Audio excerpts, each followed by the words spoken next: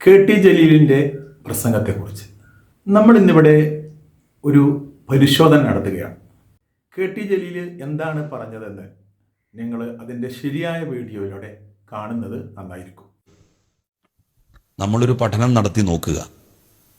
ഇപ്പോൾ MDMA കൈവശം വെച്ചതിന്, കഞ്ചാവ് കടത്തിയതിന് ഒക്കെ പിടിക്കപ്പെട്ട ആളുകളെ പരിശോധിച്ചാൽ അവരെല്ലാവരും ഒരു തരത്തിലുള്ള മതവിദ്യാഭ്യാസവും അവരുടെ ചെറുപ്പകാലത്ത് കിട്ടുന്നില്ല. അവരോട് ആരാണ് പറഞ്ഞു കൊടുക്കുന്നത്, നിങ്ങൾ കളവ് നടത്തരുത്, നിങ്ങൾ മദ്യപിക്കരുത്, നിങ്ങൾ ഇത്തരത്തിലുള്ള ലഹരി സാധനങ്ങൾ കൊണ്ടു നടക്കരുത് എന്ന് അവർക്ക് ജീവിതത്തിൽ ഒരിക്കലെങ്കിലും ഒരു പുരോഹിതനിൽ നിന്ന് കേൾക്കാൻ കഴിയുന്നില്ല, കഴിഞ്ഞിട്ടുമില്ല. അങ്ങനെ ഒരു മദ്രസയിലോ ഒരു ക്ഷേത്ര പാഠശാലയിലോ പോകാത്ത സഹോദര സമുദായങ്ങൾ പുലർത്തുന്ന ആ ഒരു ധാർമ്മിക ബോധം പോലും മദ്രസയിൽ പോകുന്നു എന്ന് പറയപ്പെടുന്ന മുസ്ലിം സമുദായത്തിൽ നിന്ന് ഉണ്ടാകുന്നില്ല എങ്കിൽ അതെന്താണ് എന്നുള്ളതിനെ സംബന്ധിച്ച് പരിശോധിക്കണം. ഞാൻ 10-12 വർഷക്കാലം ഒരു കോളേജിലെ അധ്യാപകനായിരുന്നു. എനിക്കറിയാം ഇവിടെ അധ്യാപകന്മാരുണ്ടാകും. നമുക്ക് സത്യസന്ധമായി നമ്മളുടെ നെഞ്ചത്ത് കൈവച്ചു പറയാൻ സാധിക്കൂ, അച്ചടക്കത്തിന്റെ കാര്യത്തിൽ, അധ്യാപകരെ ബഹുമാനിക്കുന്ന കാര്യത്തിൽ മുസ്ലിം കുട്ടികളാണോ? ഇതൊക്കെ മുസ്ലിം കുട്ടികൾക്ക് പാഠശാല മദ്രസകളിൽ നിന്ന് നൽകപ്പെടുന്നുണ്ട്, പറഞ്ഞ് പഠിപ്പിച്ചു കൊടുക്കുന്നുണ്ട് അവരെ. പക്ഷെ അവരാണോ?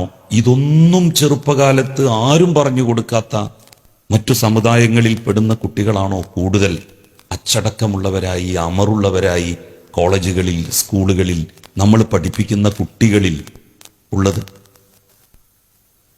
എന്തോ ഒരു വലിയ തകരാറ് സംഭവിച്ചുകൊണ്ടിരിക്കുന്നു.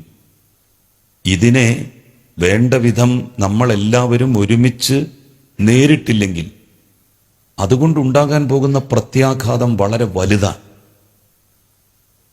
ആ കാര്യത്തിൽ എല്ലാവരും ഒരു ശ്രദ്ധ പതിപ്പിക്കേണ്ടതുണ്ട്. പണത്തോടുള്ള ആർത്തിയാണ്, മോഹമാണ് ഇതിനൊക്കെ പ്രേരിപ്പിച്ചുകൊണ്ടിരിക്കുന്നത്.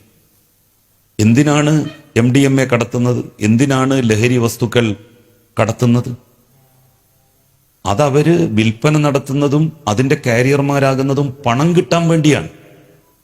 സ്വർണം പണം കിട്ടാൻ വേണ്ടി നമ്മൾ കൊണ്ടുവരുന്നു, ലഹരി വസ്തുക്കൾ പണം കിട്ടാൻ വേണ്ടി നമ്മൾ കടത്തുന്നു. അങ്ങനെ ഇതൊന്നും ഒരു തെറ്റല്ലാത്ത കാര്യമാണ് എന്ന രീതിയിലാണ് പൊതുസമൂഹം, പൊതു മുസ്ലിം സമൂഹം കരുതുന്നതും വിശ്വസിക്കുന്നതും. അക്കാര്യത്തിൽ ശരിക്കും ഒരു ഇടപെടൽ മതസംഘടനകളുടെ ഭാഗത്ത് നിന്ന് ഉണ്ടാകണം. വെള്ളിയാഴ്ച ഖുതുബകളിൽ പറഞ്ഞു കൊടുക്കേണ്ടത് പുതിയ കാലത്ത് ഈ കാര്യങ്ങളെക്കുറിച്ചാണ്. ധനത്തോടുള്ള ആർത്തി അവസാനിപ്പിക്കുക, പണത്തോടുള്ള മോഹം ഇല്ലാതാക്കുക. അതുമാത്രമാണ് ഇതൊക്കെ തടയാനുള്ള ആത്യന്തികമായിട്ടുള്ള വഴി എന്ന് പറയുന്നത്. നമ്മൾ ഓരോരുത്തരും നമുക്ക് കഴിയുന്നത് പോലെ മാതൃകകളാകാൻ വേണ്ടി ശ്രമിക്കുക. കാരണം ചെറുപ്പക്കാർക്ക്, ആളുകൾക്ക് ഒന്നും ആരെയും വിശ്വാസമില്ലാത്ത സ്ഥിതിയാണ്. ആരെ വിശ്വസിക്കും അവർ? കാരണം ഇതൊക്കെ പറയുന്ന അല്ലെങ്കിൽ പറഞ്ഞു കൊടുക്കേണ്ട ആളുകൾ തന്നെ വളരെ മോശമായിട്ടുള്ള ജീവിത രീതികൾ അവലംബിക്കുന്നു. വയല് എന്നൊന്നും പറയുന്നതിനോട് ആളുകൾക്ക് ഒരു മതിപ്പുമില്ല. കാരണം ലക്ഷക്കണക്കിന് രൂപയാണ് വയല് പറയാൻ വേണ്ടി പ്രതിഫലം വാങ്ങുന്നത്. അങ്ങനെ പ്രതിഫലം വാങ്ങി ചെയ്യുന്നതാണ് വയല് എന്ന് വിശ്വസിക്കുന്ന ആളുകൾ അവർ പറയുന്നതിന് പുല്ലുവില പോലും കൽപ്പിക്കില്ല, പുല്ലുവില. അപ്പോ എല്ലാ വിഭാഗം ആളുകളും, ഞാൻ ഒരു പൊതുപ്രവർത്തകനാണ്, ഒരു രാഷ്ട്രീയ പ്രവർത്തകനാണ്, ഞാൻ എന്നാൽ കഴിയുന്ന രൂപത്തിൽ എങ്ങനെയൊക്കെ തെറ്റിൽ നിന്ന് അകന്നു നിൽക്കാൻ പറ്റുമോ അത്രയും അകന്നു നിൽക്കുക. പൂർണ്ണമായിട്ടും അകന്നു നിൽക്കാൻ പറ്റുമെന്ന് എനിക്ക് തോന്നുന്നില്ല. പക്ഷെ മറ്റു ആളുകൾക്ക് ഒരു ബുദ്ധിമുട്ടുണ്ടാക്കുന്ന തെറ്റിൽ നിന്ന് നമ്മൾ അകന്നു നിന്നേ പറ്റൂ. അത് നമ്മൾ സമൂഹത്തെ പഠിപ്പിക്കണം, വളർന്നു വരുന്ന തലമുറയെ പഠിപ്പിക്കണം. മദ്രസ വിദ്യാഭ്യാസം ഇപ്പോൾ ഇല്ല എന്ന് തന്നെ പറയാം. എല്ലാവരും സ്കൂളിൽ വെച്ചിട്ടാണ് മദ്രസ വിദ്യാഭ്യാസം കൊടുക്കുന്നത്. അതിൻ്റെ ഒരു കുഴപ്പമുണ്ടോ എന്ന് എനിക്കൊരു സംശയം. ഞാൻ വെറുതെ ചോദിച്ചു, വെറുതെ ഒരു സംശയം പ്രകടിപ്പിച്ചു എന്ന് മാത്രം. പരമ്പരാഗതമായിട്ടുള്ള മദ്രസ സിസ്റ്റം തന്നെ ഇല്ലാതാവുകയാണ്.